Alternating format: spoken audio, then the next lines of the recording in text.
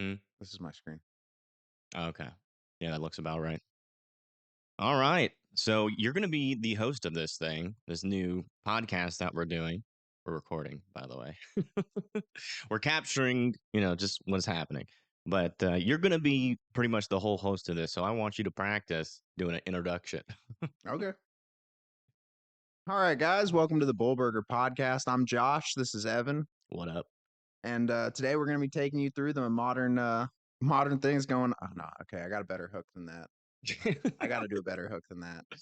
uh, It's a good start. yeah, I mean, what you're trying to do is like, just an introduction. You don't got to like introduce the podcast, I guess. Well, I guess you could. I mean, it's up to you. What do you want to say about it? I mean, the little tag on the YouTube thing is just two guys talking about stuff. So if you want to use that, 'cause that's pretty much all we're doing. Because we're going to be covering anything from politics to AI. We All might right. even talk about I got it. cows I got at it some locked point. in. I got it Maybe locked there's in. some crazy You cow ready? stories to talk about. Are you ready? I'm ready. Hey, guys. Welcome to the Bulburger podcast. I'm Evan. This is Josh. And we're just going to be talking about everything from politics You to. said I'm Evan. Oh, God, did I? Oh Yep. God, I just said I'm Evan. This he's is Josh, horrible didn't at it. I? Oh Holy my shit. goodness.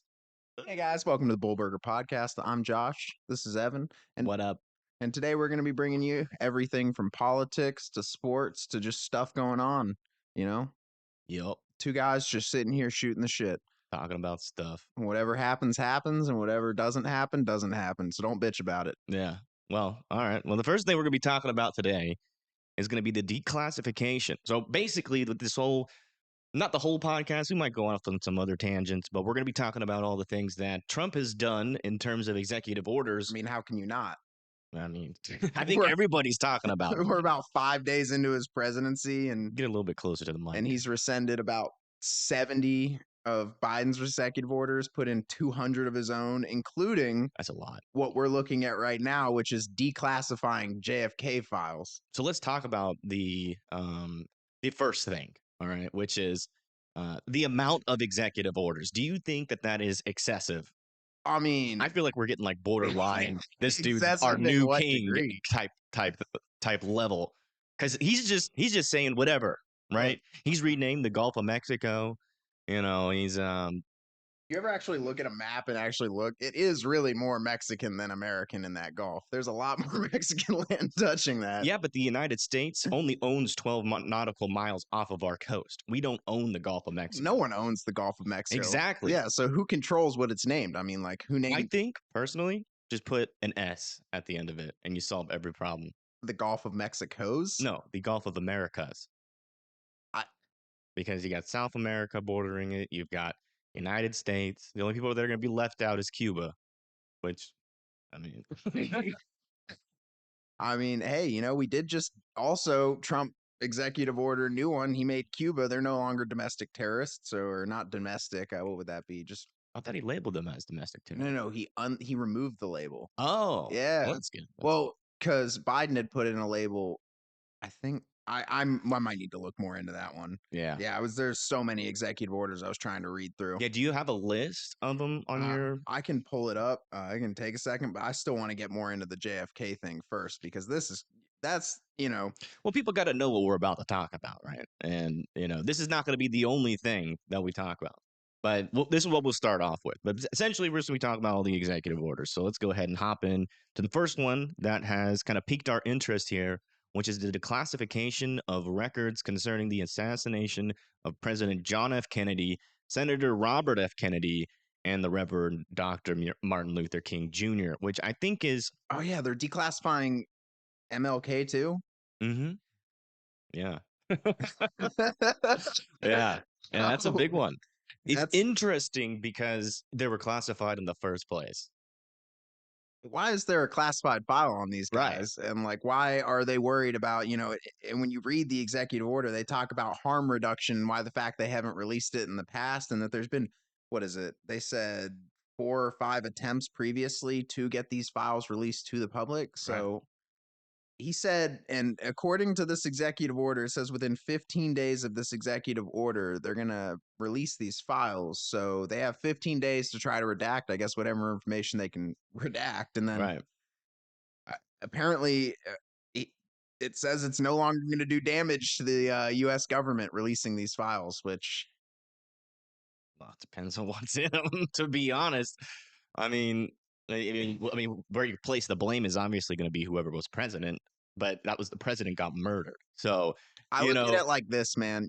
There's been a lot of leaks throughout history, whether it's leaks about things that matter and important news stories like, WikiLeaks yeah, or whether it's leaks about a new video game that's coming up. But if you just kind of look at how things get leaked overall, it's through a pretty similar process. Usually there's one bad character who's able to get out vital information from inside to someone on the outside, right? right. So there's been how many different people that have all came out and said that they had inside information on JFK, right? And said, "Oh, I got this wild theory. The CIA did it," or there was multiple actors, right? You can't, What do you think? dude. Before it gets released, what do you think happened? I think the CIA or the FBI murked all of these people. I mean, that's a that's Because where I lean. I mean, when you just look, it take also says Senator Robert F. Kennedy, why would it one be not just harmful? John F. Why would Kennedy. it one be harmful to release these documents to like why is that? Why are they worried about releasing Right. assassination documents on JFK 50 years later, right? How did Robert F. Kennedy die? Unless it's going to affect an agency, not people. They're not worried about it affecting people anymore because all the people that were in power at this are in retirement communities or 6 feet under now. So Right.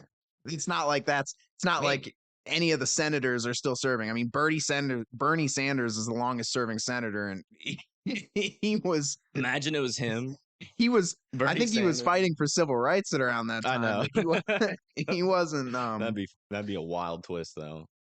Uh, But who the frick is Robert F. Kennedy? You're the history buff. Robert F. He's on the list. The RFK. assassinations of RFK, JFK, and Martin Luther King. Think that's like his cousin. Was that the dude that died in the plane crash? They're labeling that. Let me Why see. is there a classified See, I didn't even know that there was a classified file on that. I knew about. Of course, everyone knows JFK. Robert That's the main one. But F. Kennedy.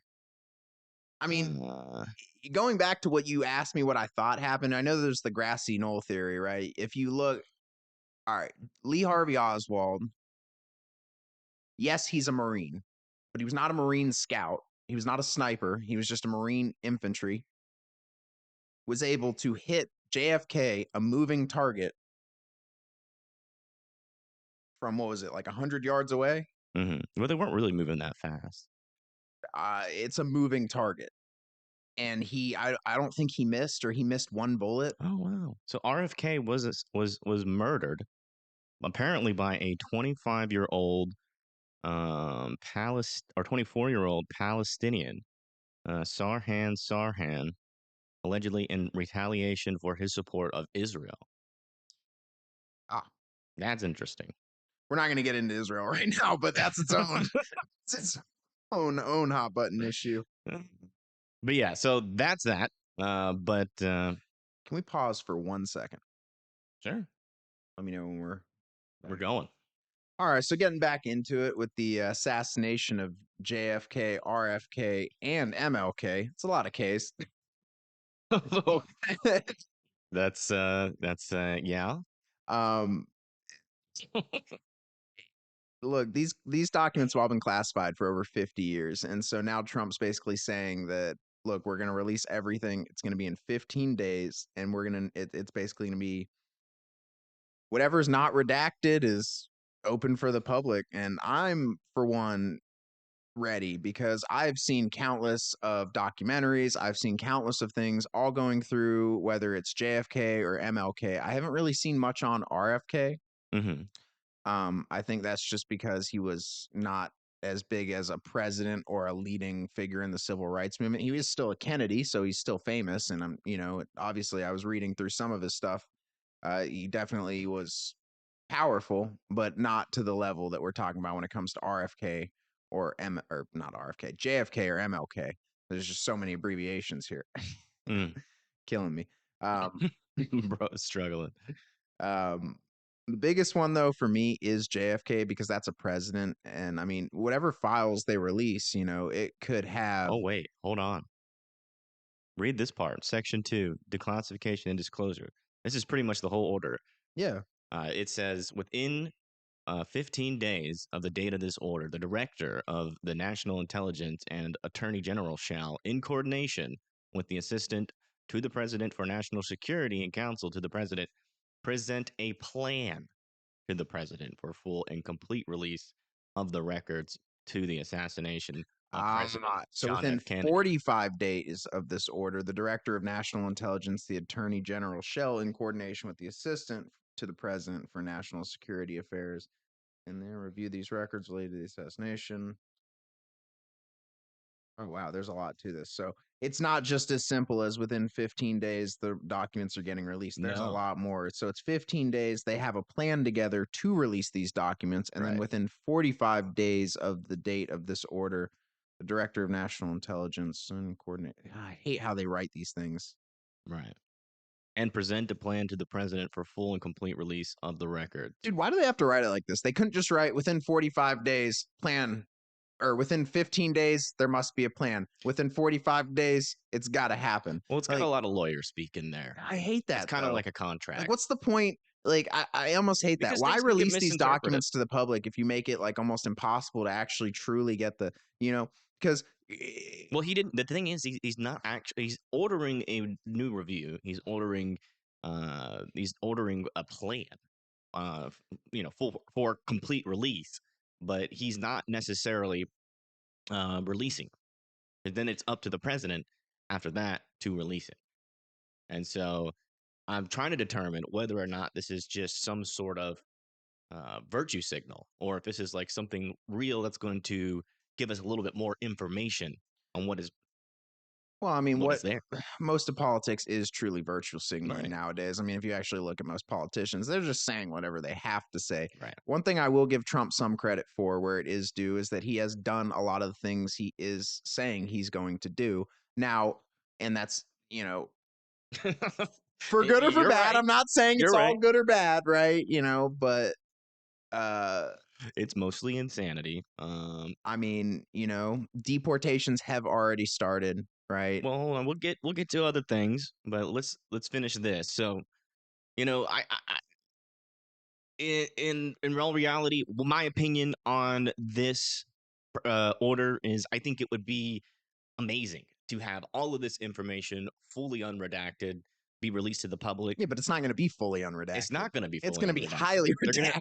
They're going to be reviewing what should be redacted. You're going to be looking at little black line, JFK, black line, black line, black line. Bro, what if here? It's black line, black line, what if black it's line. The person who shot MLK was working for and then redacted. It's like everything that you want to say that is just redacted. It's like right before. That should be the thumbnail, actually. Oh, man, yeah. Or the title. The person who shot JFK really was redacted. Just a hooded figure. Oh no! Next to Lee Harvey Oswald with his hand over his shoulder, like they were actually buddies. The plot thickens. Of course, none of this is actually true. Jeez. Oh man. Oh man, but I think it's great that they're going to actually release these documents to the public. It's well overdue. I don't think that having an uninformed public is a good thing. I think that if you give the public the information, it's typically just going to be better to let us make a decision with what we do with that information. And if that means that we don't trust the government as much, well, that's unfortunately the people who made those decisions' fault. That leads to those consequences. Right. Now, where you go from there and how you build that trust back is not by continuing to hide things, right? When you continue to lie, you just have to keep building a web of lies, and then you have this just. Yeah, I think confidentiality is just stupid. And then you get leaks, and you have to cover up the leakers. Because why did they make it confidential?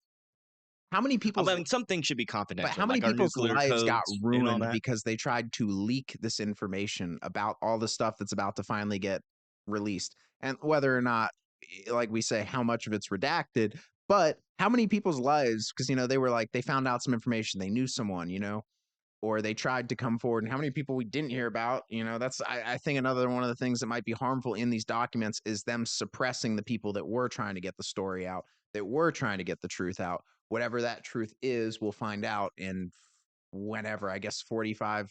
I'm going to assume it's probably going to be longer than 45 days, because Trump said he was going to do this the first time too. And I don't know if he did an executive order, but I know it never happened. And that's the other thing that confuses Yeah, me it about it. actually touches on that in this document. Well, It says previously accepted proposed redactions from executive departments and agencies in 2017 and 2018, but ordered the continued reevaluation of those remaining redactions. So he's actually done a couple things multiple times on this, and so has President Biden, saying that issued subsequent certifications with respect to records in well, 2021, 2022, and 2023, which gave agencies additional time. So I basically, guess I'll believe it when Biden I pushed see it it. down the road. I believe it when I see it. They've both done All right. things about it. They both said they're going to do things about it. So right now, Trump's saying he's going to do this about it. He's giving them a timeline, and we'll just have to wait and see. It's one of those things Yeah. that really sucks because I'd like to. It'd be so great to just have this information right now, readily available. It'd be the Sure. number one story trending on all the news lines. All right. But other thing I think we've covered and touched I on. think it's best to sum this up that we're gonna have this report um, uh, on January 5th, 2020, redacted.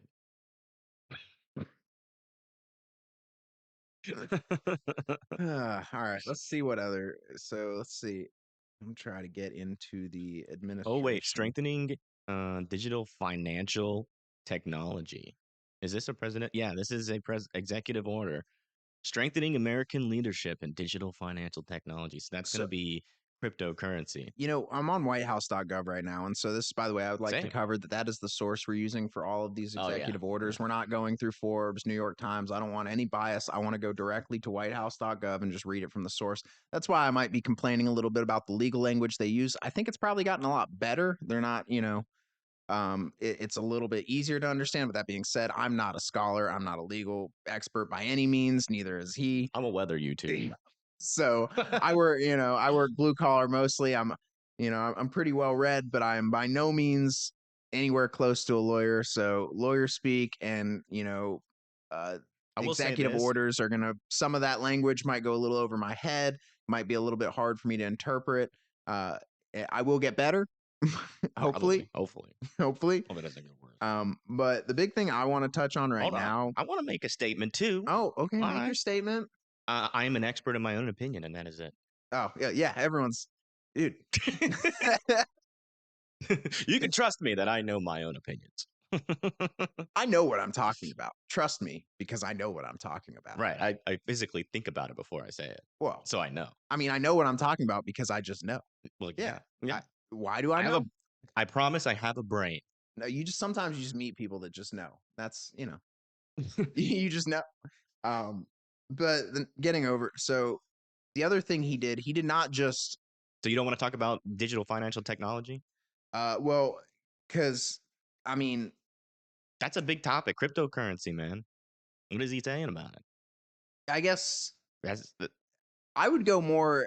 I'm more curious to see where this $500 million in AI, oh. or was it 500 million or Was that an 500 executive billion? order? I Or don't was know if that that just like an announcement? was that. Let me see. President Council of Advisors in Science and Technology. Is I that know it? it was quite the No, that's not it. announcement. Yeah. I mean, we can actually play that since it's from the government. That's not copyrighted. Oh, okay. So we can like react to that really quick. This is when it'd be great to have some headphones, Evan. All right, I'm gonna pause the stream here just so I can pull it up without getting copyrighted for anything. So just we'll be back when the video's up. Better than reacting to a video. All right, well we were gonna react to a video, We'll but cut that out. it is You can edit that out. we're not editing anything. I mean, Mm, the only thing that's happening is when we manually stop the stream, everything else is staying. By okay. the way. And I want it to be, just kind of it's a podcast, right? I want it to. All right. But anyways, so announcing the Stargate project. The Stargate project is a new company which intends to invest 500 billion over the next 4 It years. is B. That's a big difference. That's a billion. Yeah. Yeah. Yeah. Over the next 4 years, building new AI infrastructure for OpenAI in the United States. We will begin deploying 100 billion immediately. This infrastructure will secure American leadership in AI. Oh, you want to talk about that amount? I mean, it's not a small amount. It's not a huge amount when you talk about our government spending nowadays. You know, with That's a huge amount. $100 billion is That is 1/8 of our military budget. a large chalupa. Yeah. Yeah. That's a lot of freaking money, bro. It's a lot of chalupas. Like, hold on. I wonder, like, I wish we had a graph of government spending It's because it would be nice to see, like, what that compares to. Like, is that more, But like, you hold also on. have to look, what How is the much return on investment going to be, does right? the USA So spend on Medicare per year? That'd be crazy if it was more than that. That'd be crazy. there's no way. How much does the government spend on I think Medicare? it's close to $1 trillion, isn't it?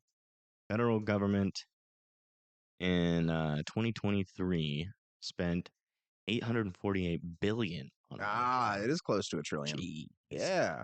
So look at that. It's only half of what, close, 1/8 of Medicare a costs. little bit more than half of what we spend on Medicare, which is And that's just initially, but it's over the next 4 years, so it's like about 100 well, but you also, 125 billion per year. Medicare, obviously it's important. People need their health care, but you also have to look, what is the return on investment we're going to get from AI, right? It's not just like we're just creating this AI and nothing's going to happen. There's going to be $100 billion going into this AI technology. It could improve our lives in a few ways, and it could, Destroy it in every other way. I mean, we were talking about this the other day, but when it comes to AI, you're already We're dealing with talking it on about a it now. daily basis. You have your phone, which every single update, every single Yeah, the simplistic notification you version get of is it. controlled by an AI algorithm that's feeding you to keep you on your device as long as possible. Well, yeah. And that has, I mean, if you look up how that has affected the human brain, there's no positives from it. Yeah, And in fact, you look around, you go out, to town nowadays, going up to, saying hi to some random stranger is now viewed as like a weird thing to do.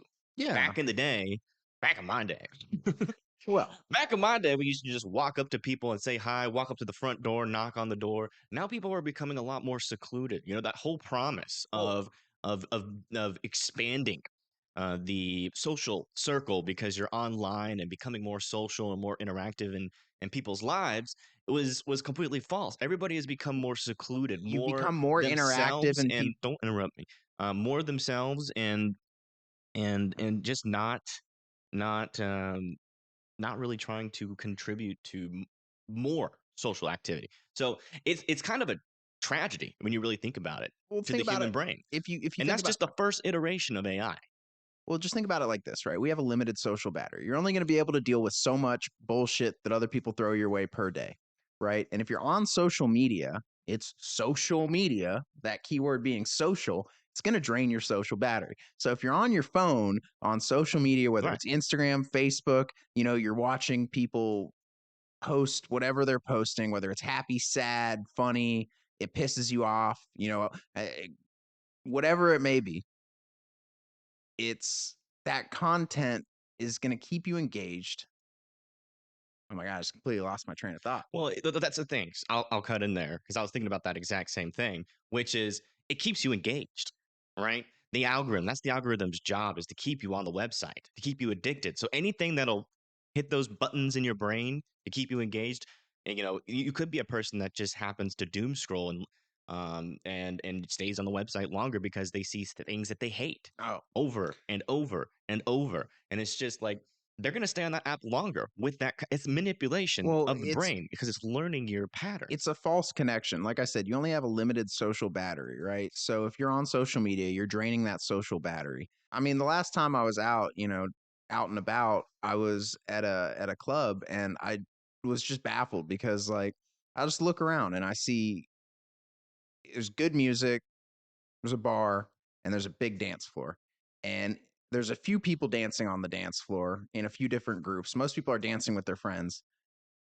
But if you look on the dance floor, why am I seeing half the people on their phones? Is it like how is it supposed to be the most connected generation? Yet when you're doing one of the most public things that you can do, you're going to a club to socialize, to dance, to drink, to have fun, to meet people, Right. and yet you're sitting there staring at your phone, Right. and people are scared to leave the groups that they came with. Yeah. You're ostracized if you leave your group and try to go venture off and meet people. And Right. not ostracized, but it doesn't feel like it's encouraged. It's not one of Yeah. those actions that you feel good partaking in. Yeah. It's not an and I know it's never been easy to meet people, but it's certainly not easier now than it has been. Right. I don't feel like, when I walk up to a girl and I see her on her phone, I feel like I'm just taking her attention away from what she actually wants, which is to just ignore everyone here and drain her social battery on her phone. Right. Well, the thing is, I think, the phone is like it's kind of fried our dopamine centers. I mean, that's all what happens when you see a post that you're like, the dopamine centers in your brain actually lights up,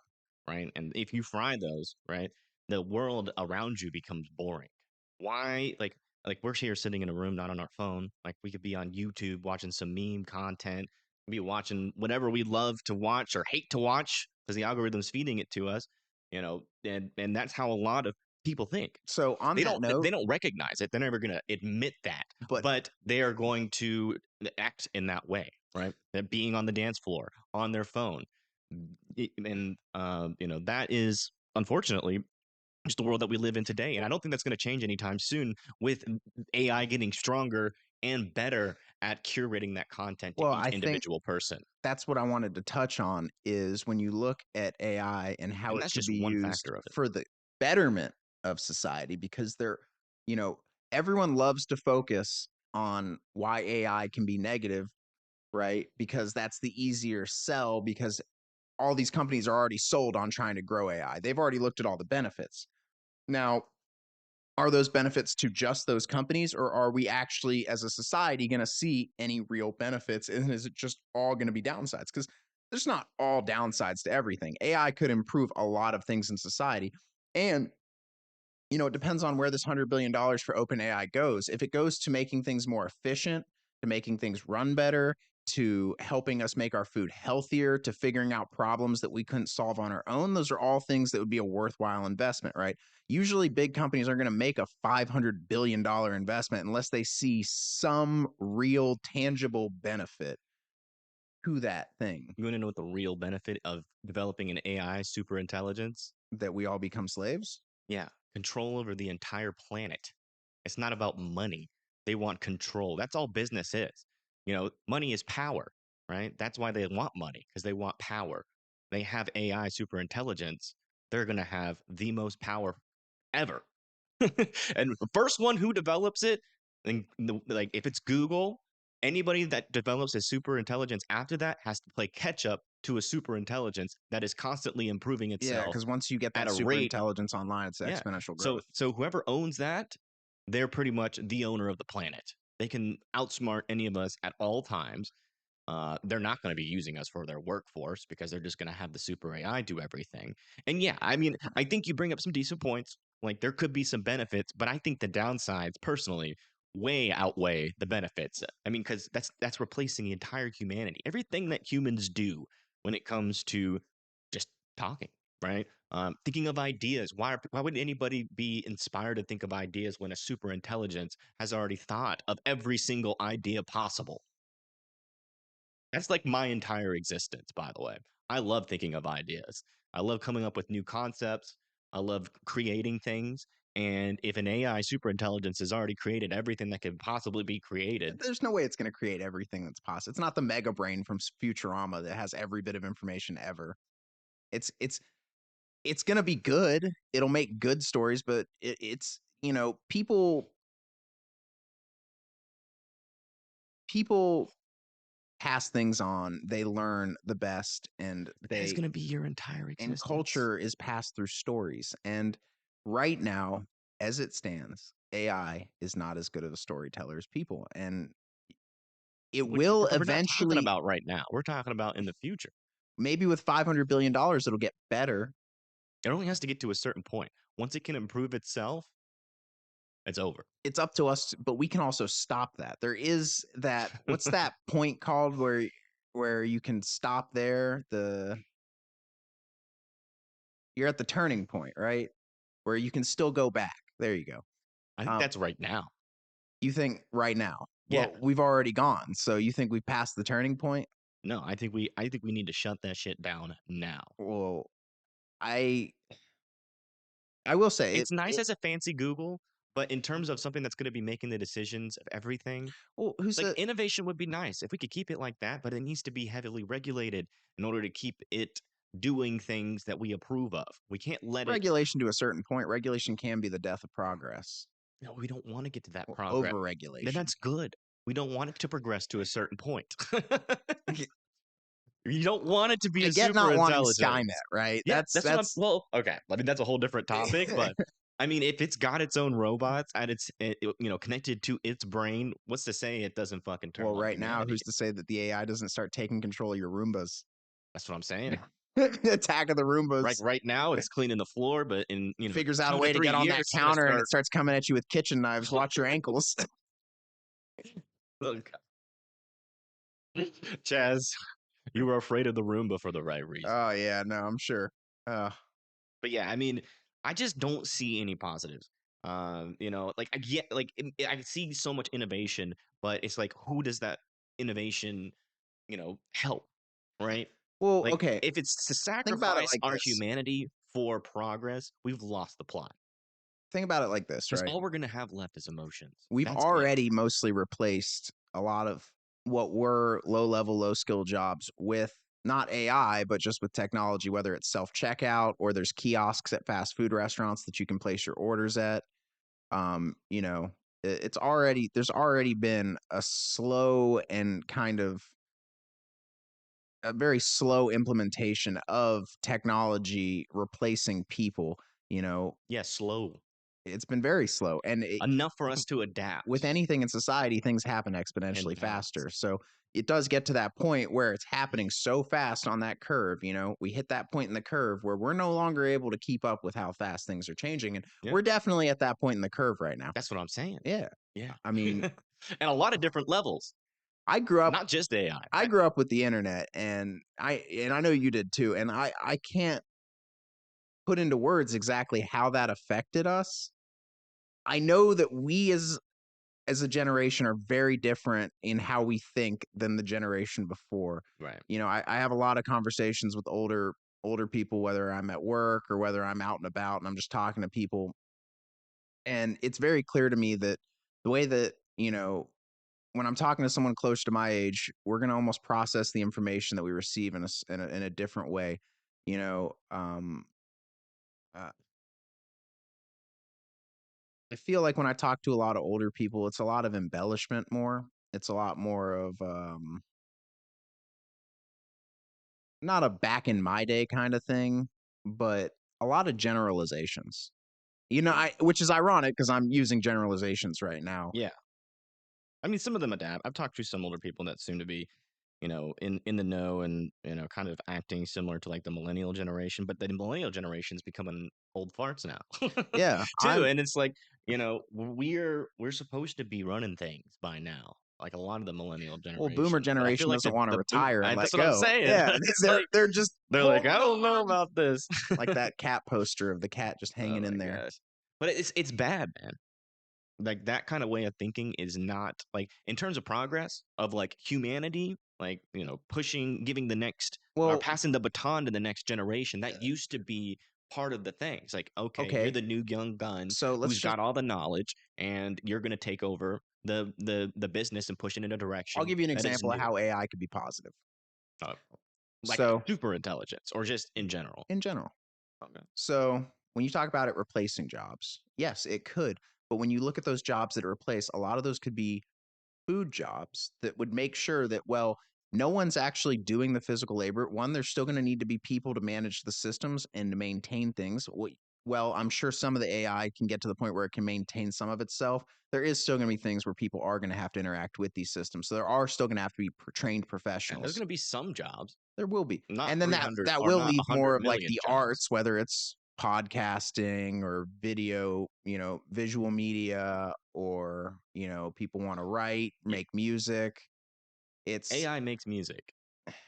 Yeah, An AI, we're probably only a couple years from an AI podcaster. And that would be interesting. Could honestly, you imagine having an AI podcast guest it on that's famous? A famous AI podcast guest. I feel like that's going to be all it is in the future. And in fact, I Well, think AIs are going to be, AI could get good enough where you could have just an AI Joe Rogan sitting next to you helping you do your podcast. yeah. That could very well be where we end up going. I mean, I think that that's on like, because like now we're getting into the psychology of humans here, right? Will we embrace those kind of digital characters? And I think as long as it hits the dopamine center, absolutely. Absolutely. If it looks enough like a human to where you really can't distinguish it at all, the voice just seems like a regular human, and it's entertaining because it can literally pull and it's studied the structure and patterns of jokes over every comedian, so it knows the exact jokes at what time, the timings to use. It's going to be like the most entertaining, most dopamine filled fucking podcast that's ever fucking happened. And just a constant riot just the whole time. exactly, exactly. You can't compete with that as a human. And I think as much as people think that they're going to be like, oh, it's AI, I'm not going to watch it, right? Once they see the entertainment value of it, I think they're going to forget about real So I podcasters. guess There'll that be a couple people that still watch real so podcasters, if we don't even do but I mean, people entertainment, what do watch we do? TikTok. You know Do what we I'm saying? do we just go into the Wally world where we're sitting in the chairs watching our little hollow screens, drinking whatever shake they were Yes, I drinking? think so. We're just all little Either that or blobs. we're just exterminated by the AI I prefer the blob people. That's more fun. or exterminated by I want my ourselves. hover chair, dude. Because think about it. If everything is taken over by AI and you have no purpose anymore, what's the point? Suicide rates would definitely go through the roof. It's really bad.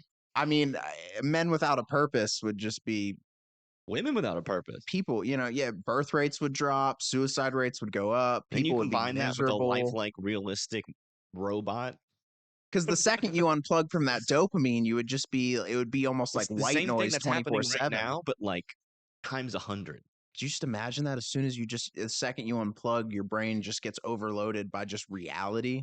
Right? No, I honestly I get that every now and then. Now, like if I've been watching YouTube for a while and I turn it off and It is. there's just silence, it's almost like the brain's like starting to shrink. Yeah, It feels like. I got myself caught into a bit of a doom scroll this morning. Yeah. I was scrolling on my phone for way longer than I'd like to admit. Before this How long do podcast, you spend on a day on your phone? I would say anywhere between 3 to 5 hours, depending on the day, easily. It's not too bad. Well, I mean, you do like a 9 to 5 shift, Yeah, or not? Well, dude, super early to my like, job, so you don't have like I a whole day to do it, right? I mean, when I'm working But at that's my still three to job, five I'm hours not on on top my of that. phone. But even then, I usually have headphones in listening to music or a podcast or something. Like on the weekend, how long? When you don't have to go to work, When I don't have to go to the work, it just depends because and the computer I counts. also play on, yeah, I was Yeah, about to say I play PC gaming games. counts. So, Yeah, I mean, I could be on the screen and I've gone down significantly, but on the weekends, usually 8 hours probably. yeah. And it's bad. And I know that I spend it's, most of my waking hours when it, I'm not working or live streaming the weather. I'm literally just on my phone. so, I mean, yeah, that's what AI is absolutely going to affect us the most of all the things I think AI will affect your day to day life. You know, Like there will be a personal AI. It won't be just an you already have a algorithm. It personal won't be AI. a centralized algorithm in YouTube anymore. It will be an AI that's on your phone that's reading You your already every emotion and reading every fucking text message you send, and it will curate content just almost based off of your what thoughts. I mean, what tripped me out is As close as it can get. I don't even remember when they started this transition, but I remember when I realized it for the first time when I started Googling things and the top result was your AI generated result. Yeah. Was Oh that, yeah. That's still a thing. of course, it's still a thing. They're not going to Yeah. get rid of it. It's the best way to Google things now Okay. because most of the time, the AI results got the information that I need as well as a link to the website that I want to go to. And now think of all the pages that were at the top of that search, right? That now get zero traffic. Oh my God, I didn't even They think have about that. ads and shit on their pages, and they're making no money now. Dude, They have been replaced. Google was like, "Fuck you," if the algorithm does not like your website, and they're still paying Google to put those ads. dude, could you imagine? You bought this really cool domain. Right. You got like some really unique Right, like domain for your. Bulburger.com. I mean, yeah, it was pretty unique domain. Yeah. And Go to it right now. Just kidding. Yeah, we don't have a website I yet, swear but to we God, will if any of you eventually. guys steal our URL, I'd be disappointed in myself for not To buying ruin it. the entire show. I mean, how are we going to sell merch? Yeah, how we well, Don't you guys want Bullburger merch? yeah, you don't want the cow inside of some burger buns? What you want to search that on Bullburger 258? Anyways, back to AI. I think we're getting a little off topic here. Um, yeah, it's gonna be the thing that affects our day-to-day life the most out of all of these, out of everything I've seen out of Trump so far, the deciding to invest $100 billion into something that's already evolving at an incredible rate that I don't think that we're tracking properly.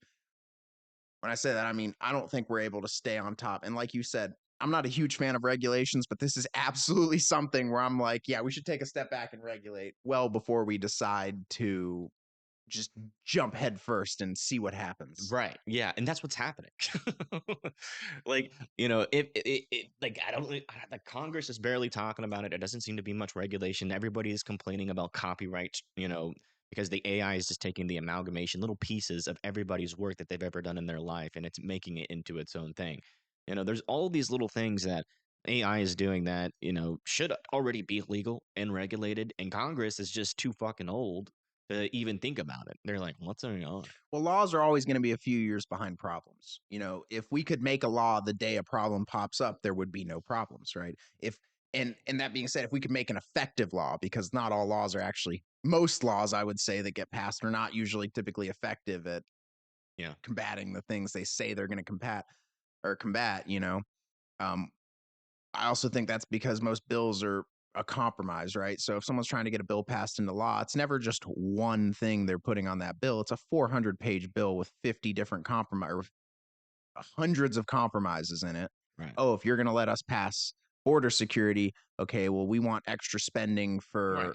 the Yeah, then they military. take a fucking month to argue about all the surplus stuff they want to put AI on might there, be able to help and it with takes that. forever.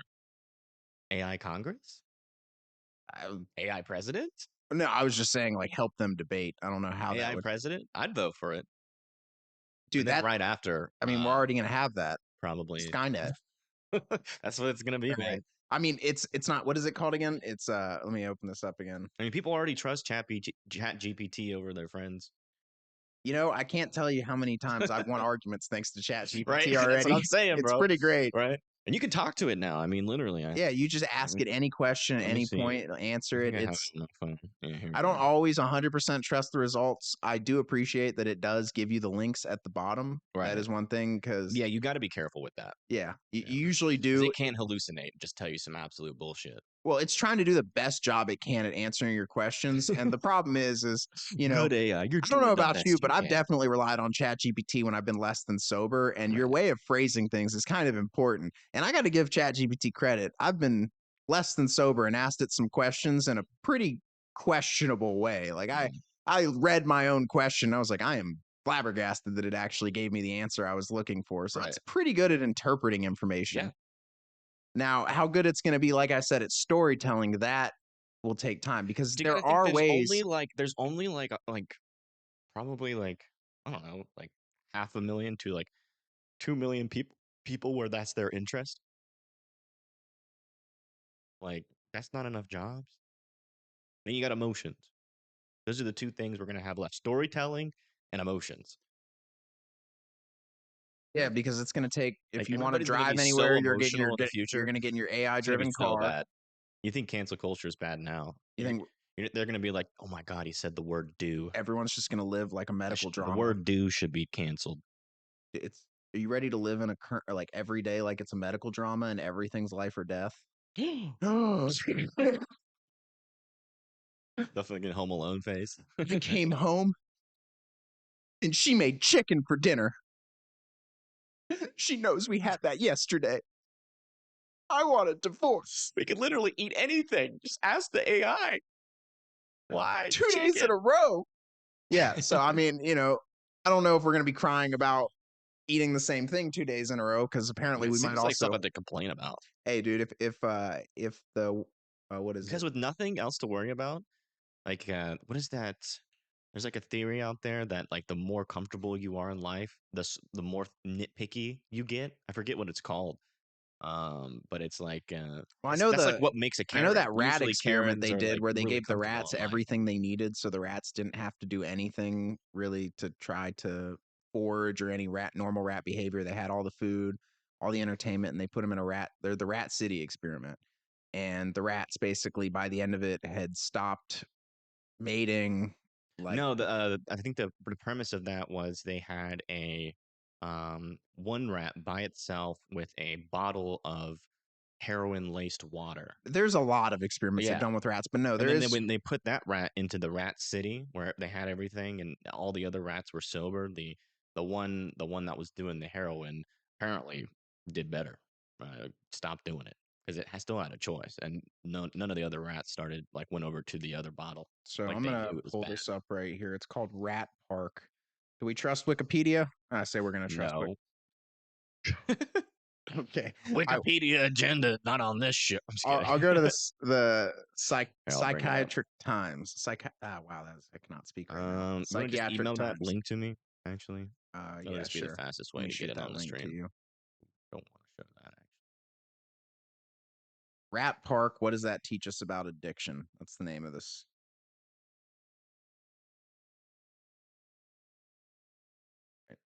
I just emailed you that link. You should have that right Okay, now. Hope you have an ad blocker. probably not. That's the one thing that drives me crazy. Anytime you go to any website, Yeah, even if it's official, it's just like, I mean that's how they CNN. make their money. Well, yeah, I don't have an ad block on my tablet, unfortunately, but on my computer I have one, and it's always I love going on it just to see if I go on a news web or a news page and I'll see like 50 plus ads blocked. I'm like, Oh, jeez, wow. And then that's it's crazy. also nice because it makes it easy to tell which are actual news stories, because that's the thing they do is they put the ads next to a news story. So you click on something thinking it's a news story when really it's just a clickbait ad. All right, what does Rat Park teach us about addiction? So it is Go about for it. addiction. We owe American psychologist Dr. Bruce Alexander understanding that addiction is about far more than any drug, that a person or animal in his studies is an active ingredient in their interaction with a drug. To stand a chance at beating opiate and other drug epidemics we will we will be far better equipped if we follow his lead. Um, so his experiments came to be called the Rat Park experiments. Um, they they proved that when rats were placed in a cage all alone with no other community of rats and offered two bottles of water, one filled with water, the other filled with heroin or cocaine, the rats would repeatedly drink from the drug laced bottles until they all overdosed and died.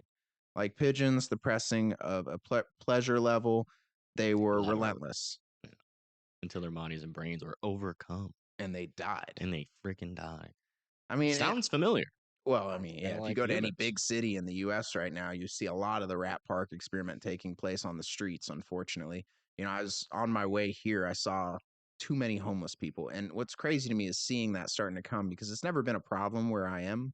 Yeah. I've lived in San Diego at some point in my life, and it was always a problem in Southern California with the homeless population. But seeing it come to where I am now, and especially because it gets cold here, it's 30 degrees outside, and you see a group of homeless people hanging out under a bridge, you can't help but feel bad for them a little bit.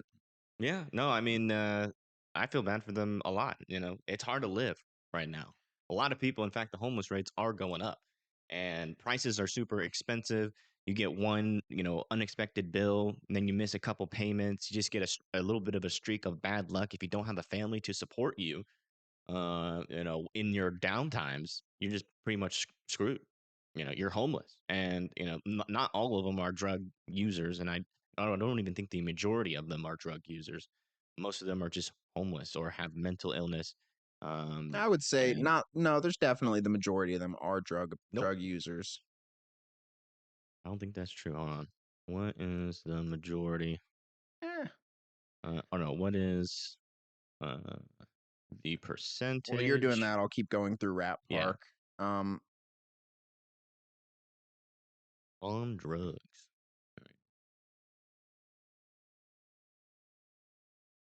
Let's see here. American Addiction Centers. Do we trust that So a website? synopsis of this is that the biggest problem with these drugs is that, going back to what we are talking about, USFacts.org. our dopamine centers is they give you an immediate hit of dopamine, changing how you feel, think, and relate and behave.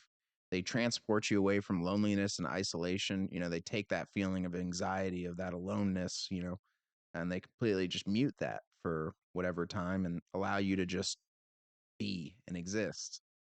And so that was kind of what they were getting from the Rat Park experiment, is that if you are isolated and you feel alone, or you feel, you know, you can't relate to anything, you are going to seek out some type of way to fix that.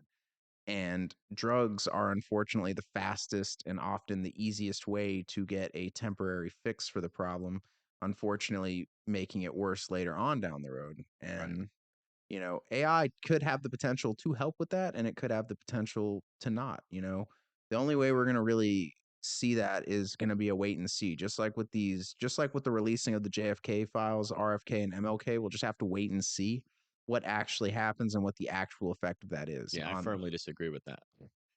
You wait and see, without any regulation or anything like that, and you just wait and see. It's gonna be too late. Well, You could get smart enough to outsmart us. I'm not saying turn a blind eye. I'm saying continuously watch and observe. And if if it's up to us to say something, because these companies, they're not going to stop until it does get to a point where it is too late. So if we, as the people, if we see that they're going down that road, it's up to us to recognize that and to put a stop to it, because ultimately, they're being paid for. A lot of these, OpenAI is now going to be paid for by, is it taxes? Is that what they were saying? I think What's a these portion of it is from taxes. I'm not exactly sure. out of that I think some 500? of it's coming from Saudi Arabia. That doesn't, that's, I'm pretty sure. that's, I, I read that somewhere. I don't take that as fact. I'm pretty sure that's part of it though. I have to look it up. Want to look it up? yeah.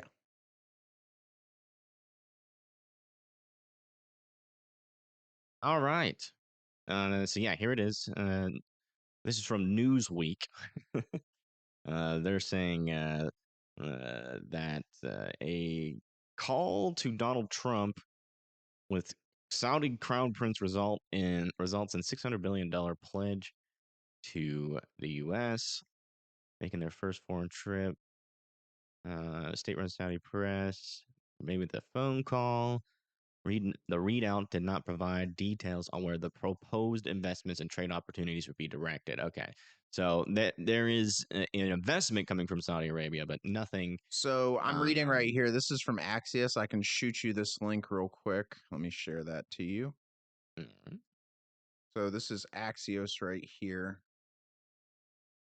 They're saying it's OpenAI, you sent it to me. SoftBank. Yeah, I just emailed it to you. OpenAI, SoftBank, Oracle, and the UAE's. So it is the United Arab Oh wow, Emirates. Hmm.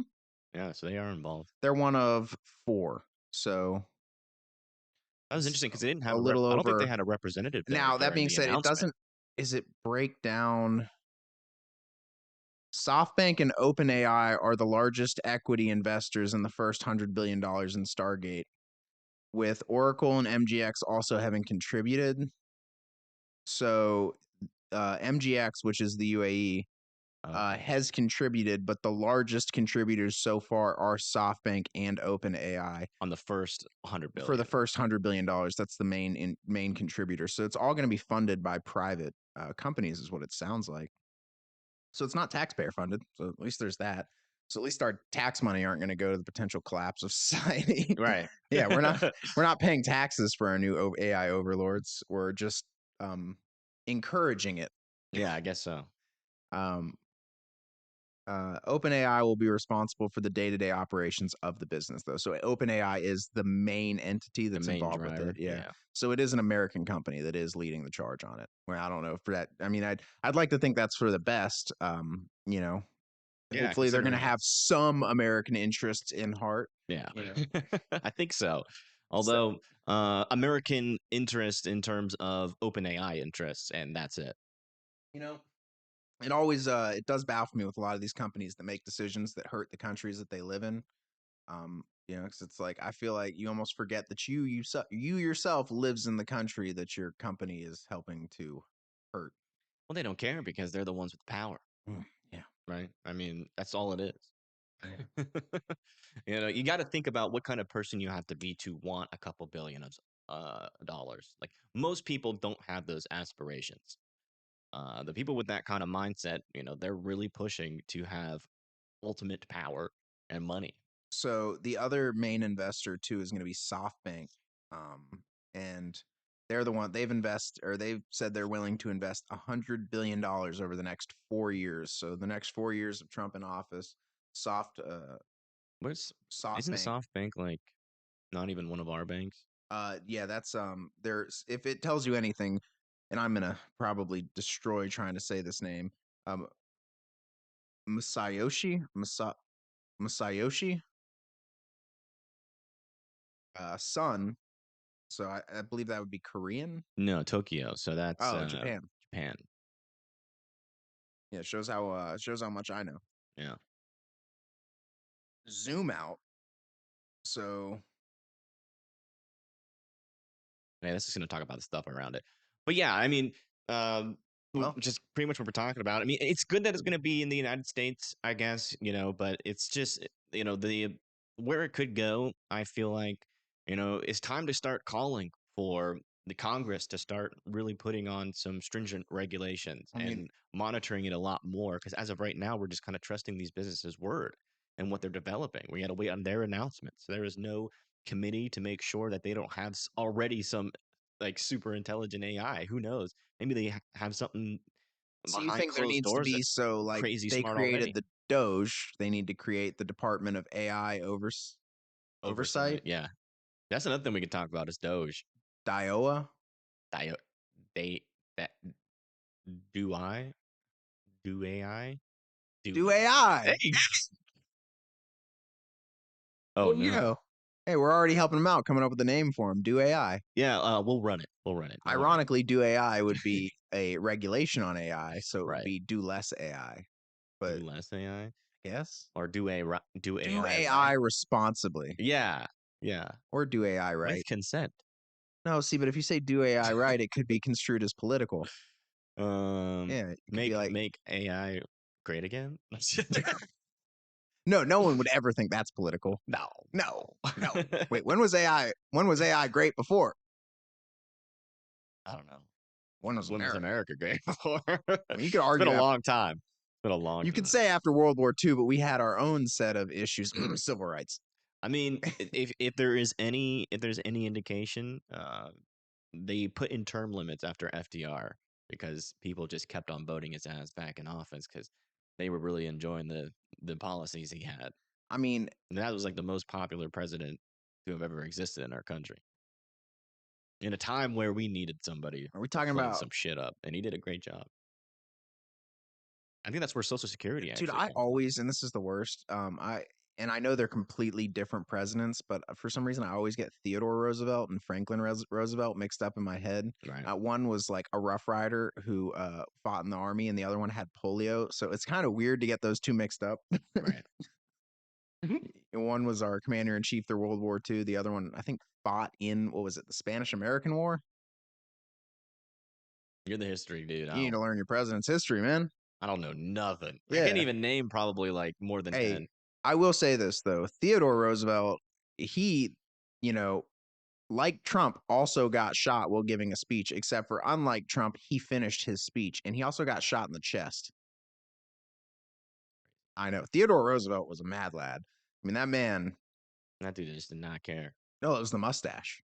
You can't have a mustache like that and Right? not be able to take a bullet. Right. Yeah. No, that's true. I bet you that bullet saw his mustache and slowed down a little bit. It was scared. I mean, what happens is the mustache grows inward too, and it just like Oh, so it's got an it's like an ingrown little. AI fucking mustache that like just grows in an area where the bullet flies. Obviously, So you it's think backed by that science. it has to be scientific That's science, because he right? lived. Yeah, he Yeah, lived. he finished I his mean, how else speech. would you explain it?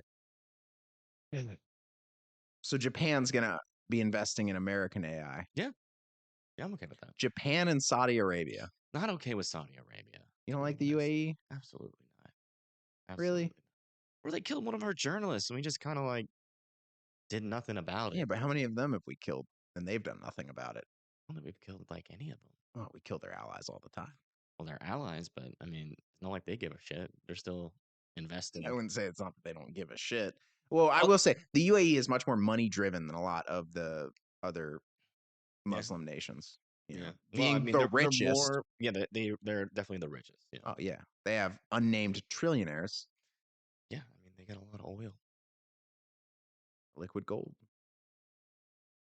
destroying our planet. We should talk about climate change. I'm okay. I We'll think save that I for think another executive podcast. orders aren't enough. I mean, we already got plenty of stuff regarding DEI. Is climate change even one of the executive orders? Yes, It actually, is. yeah, that we got pulled out of the Paris Climate Agreement yet again. Which, We were to be spending fair, the most. the Paris Agreement was failing. Right, from my perspective, it would have been rescinding out of the Paris Climate Why Agreement. are we spending more money than China when we're like? And Trump did bring this up in one of his speeches, and I did. I think we It spend more made money sense. mainly as a flex, to be honest, Why? Well, because who are we it flexing asserts on? dominance. You're spending the most money, so you have the most, say, I guess, more power to determine Yeah, the but what outcomes. But what are they doing for? We're spending 500, or we're It'd be giving kind them of bad if 500. What is it? $500 billion is what we're giving them. China's giving them $36 billion. I mean, regardless, What are we seeing with that? How is that helping the CO2 planet? is still going up. Yeah. Yeah, What are they doing they're not with doing a that lot. money?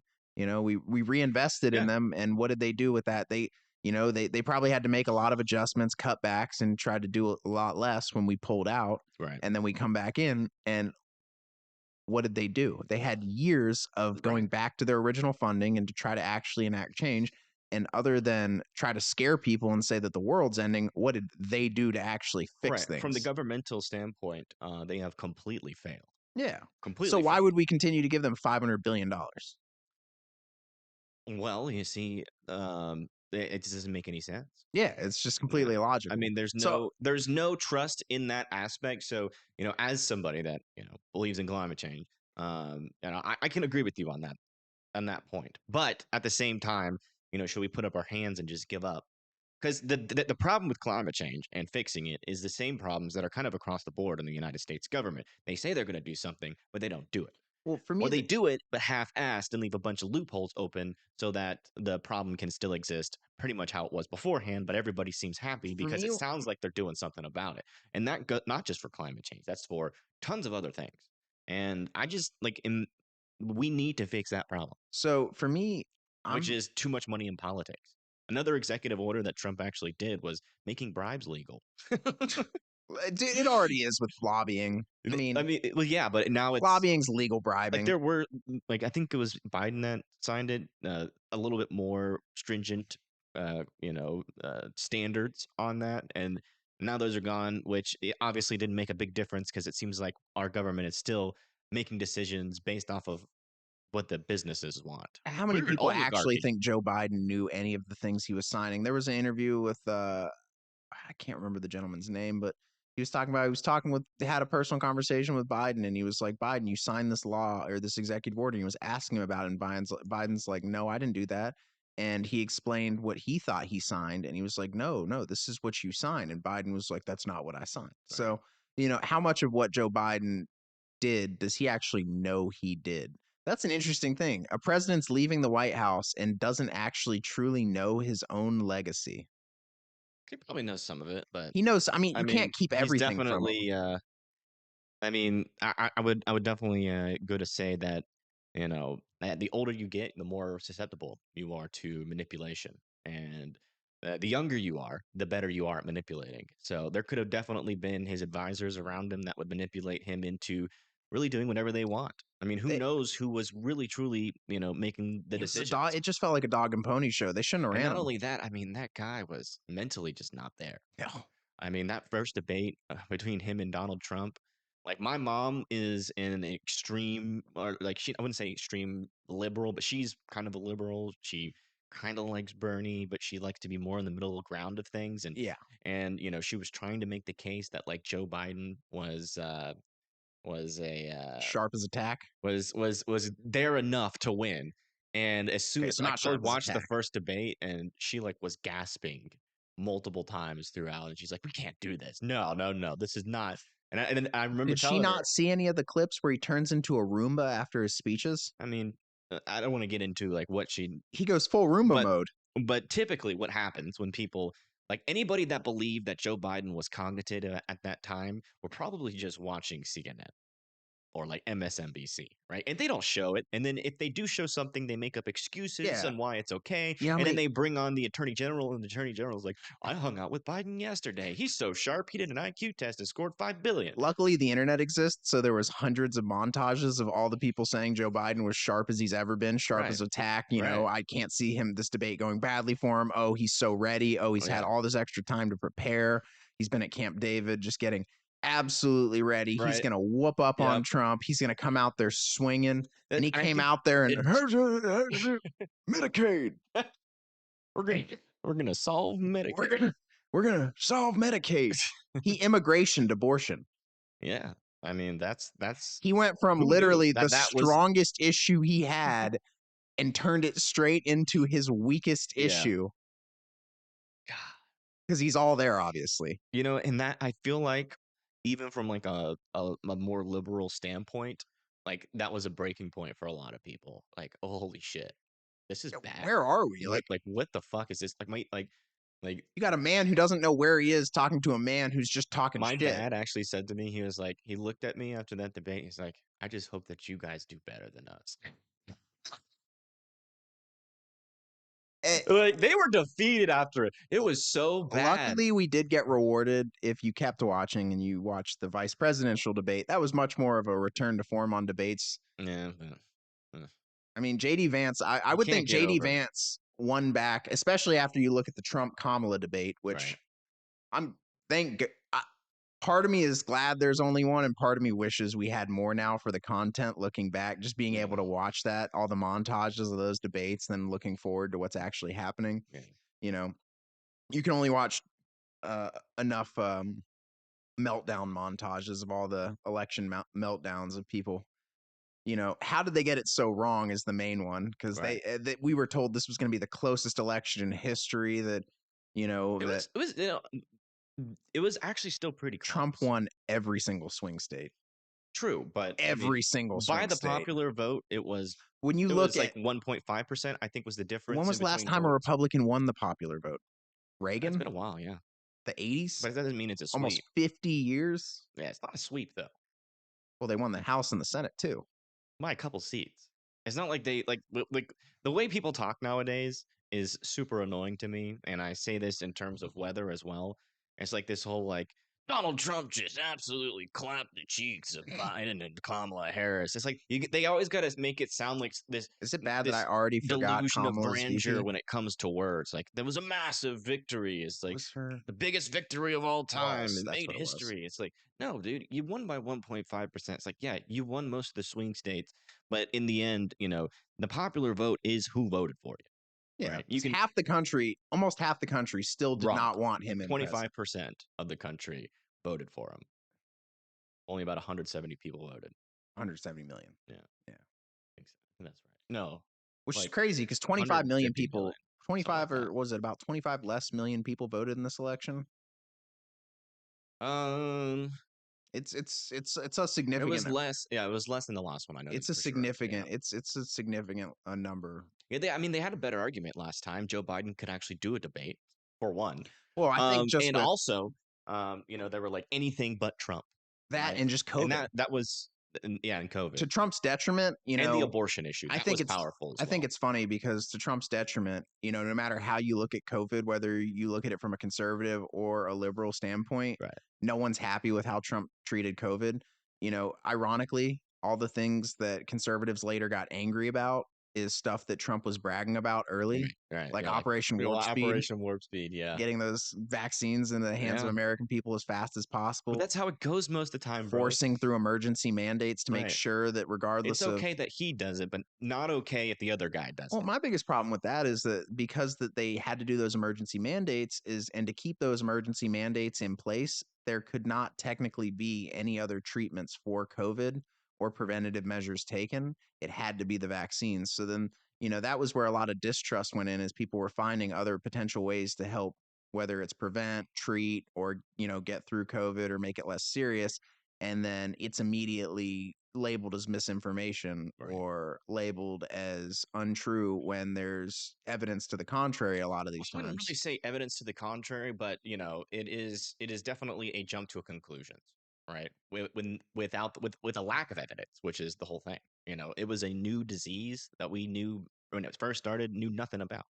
You know, and Started in a lab. and it's like if we don't know anything about it, and your messaging is that everything other than what we say is misleading or just completely false, Well, that's not helpful to anybody. just look at the origins. Like, why was it so hard for them to admit that it came from a laboratory studying coronavirus Well, right to be next to fair, a wet market? initially it was a little vague, but yes, as it And progressed they're trying and to more say it came from a information bat came out, in a like cave you're telling me it. So the it started right next to the Wuhan lab that for studies weaponized studying coronavirus. studying coronavirus. You're telling me that came from there, in the exact same spot, the wet market right next down the street. No, no, I don't think many people, not even on the left, believe that stuff. Dude, but it was just, the Like fact I that remember Jon Stewart came out and it was like, it was it like, was like, really? "Are you kidding me? The Wuhan lab studying coronavirus? That's right next to there. That's where it started." You think that that's where it started? You must be an idiot. How could you make that connection? I remember because Colbert used to be pretty Funny. funny and anti-establishment back when he started. But like I remember his reaction to Jon Dude, Stewart. I lost all Oh my credibility for him when gosh. he did the vaccine dance where he literally had a Yeah, dancing needle behind him while he was telling everyone to go get vaccinated. yeah. I feel like he's probably just getting older. Well, getting I older feel and like as you get older, you I don't monitor your speech more for some reason. know. Like I cuss around my parents, and they are like they act like they are 10-year-olds. I Like don't they're think like, it's I "How don't think it's dare so you?" much as getting It's like, older as much as being in that environment for that long. When you're around those type of people that are constantly looking to take anything you say out of context, that are always pressing you or pushing you to say the wrong thing, not the right thing, you know, I think that's a big problem is when people are always talking to someone looking for them to say something wrong, not listening to see what they have to say, but right, waiting for you to slip up so that they right, have a gotcha moment or yeah, they have that quick clip right. that they can take out of context and make That you look, YouTube short. yeah, that YouTube Dude, that short should be our YouTube shorts, is just taking clips way out of context. making each other sound It terrible. is absolutely terrible. Yeah, but no one will want to And then watch us because we sound like horrible no, people. they will. They'll click, like we'll include because on shorts you Uh, can put the little thing, the full video under, and they can just click on it, and then they will find out that we're nothing like that. But we're not as we'll rage infuriating as we'll we come. rage bait them with contextless clips Well, into watching. clickbait and rage baiting is absolutely a thing. More people, I mean, I can't tell you how many times, and I know it's doing this. The algorithm will suggest videos that it knows I'm going to not agree with. Yeah, It's gonna, and I'll, I mean that's the whole thing. That's what sometimes keeps you there.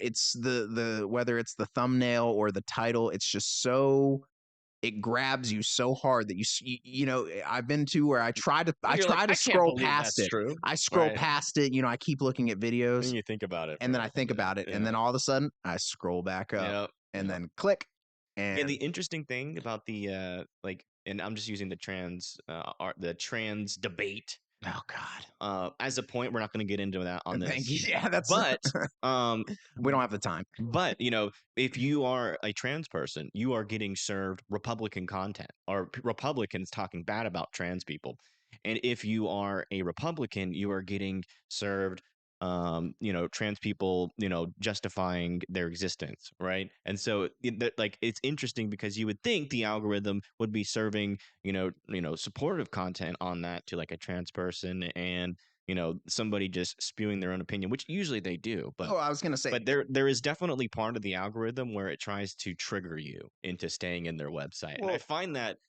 just awful, and I can speak to just only awful. my interactions with the algorithm, how it interacts with me, but I can find myself, sometimes I do click on those echo chamber videos that talk about something that I Yeah, completely already agreed with going into, and by 5 minutes into the video, I'm bored to tears. right. You know, Yeah. I'm just like, God, it's just the same shit. I've heard it a million times.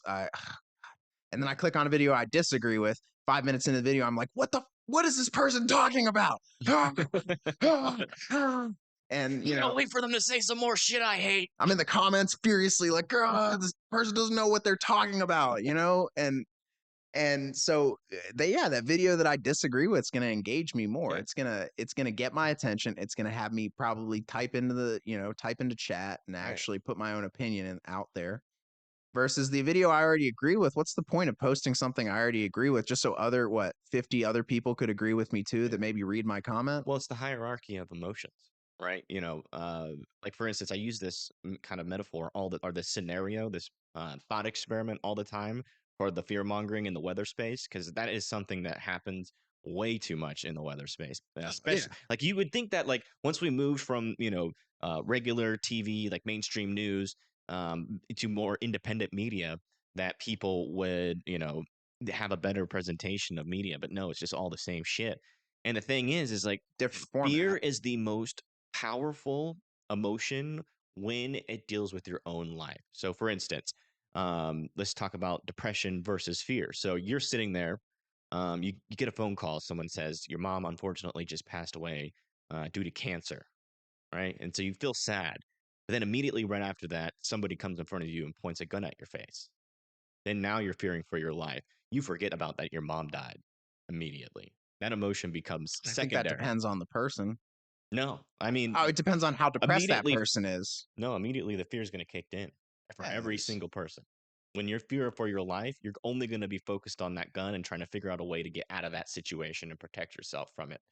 And so fear is like the most powerful emotion when it comes to when it comes to uh, influencing the click pretty Getting a much. And reaction. people know that. And they exploit it all the time. And people fall victim for it and they don't care. They don't care. It's so interesting. Yeah, I feel like, and it's like this weird psychological thing where they won't admit it to themselves, but I feel like they secretly want that because it makes them feel something. So they Well, click on if it, you can or it also could be like a confirmation bias. Like if you have anxiety, you're trying to confirm that you should be anxious. Maybe I don't know. It's some weird psychological principle that seems to be very prevalent in today, where people are seeking that kind of content on why do people purpose. watch horror movies? Some Right, people you seek right. a little bit of Yeah, that's a adrenaline. great.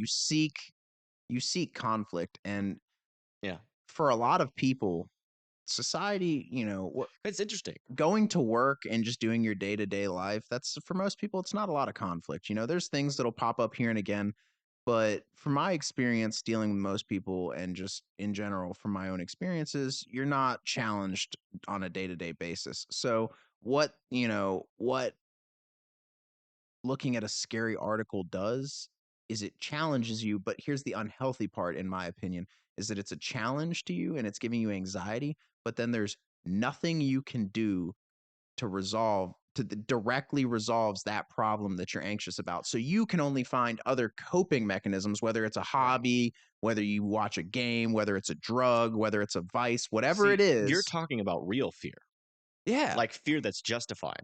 I'm talking about Not the all fear is justified. unjustified Fear is fear. fear. Yeah. You don't have to justify fear for you to be scared. I mean, Well, that's what I'm saying. I'm saying like creators are using like the thumbnail or the title of their video well, that's the negative in side of order to AI. bring it people in to watch their video, and then the video is just there's not really too much going on, or there might be a possibility or small possibility, but the creator never explains that in a way. They just kind of scare the shit out of you, and then you leave the video like, well, goddamn, I should probably prepare for I just want to know if that. there's because we know that fear is the number one way, based off of all the information that that we've gathered, all the data. Right. We know that fear is a great way to engage people, but I would like to see the algorithm look at a better way to engage that doesn't revolve around fear. Oh, absolutely. You know, I mean, um, there should at least be, like if somebody's like, makes a video and says, President Joe Biden was just assassinated, like where it's just like obviously not true. Joe Biden's still alive. Like I don't know. It's like obviously that falls under the freedom of speech, so I'm not going to say that they should be banned.